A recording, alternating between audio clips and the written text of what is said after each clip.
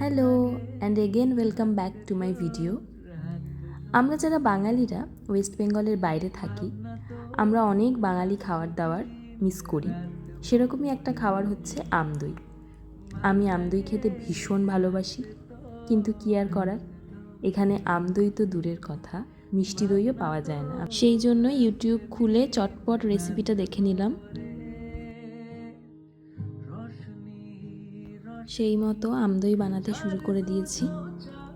তো আমি আগেও বলেছি, আবারও বলছি, আমি কিন্তু রান্নাবান্নার কাজে খুব একটা পারদর্শী নই।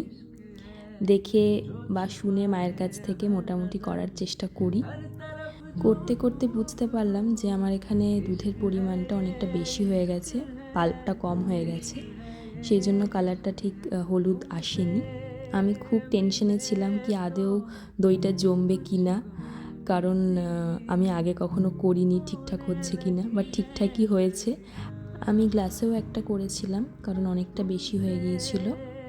তো এই তো তারপরে আমি একটু কাজু কিশমিশ দিয়ে সাজিয়ে নিচ্ছিলাম, আর প্রচণ্ড খুশি হচ্ছিলাম মনে মনে যে ফাইনালি আমি করতে পেরেছি।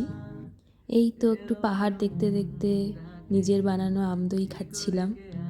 ভিডিওটা কেমন লাগলো অবশ্যই জানিও। Bye bye.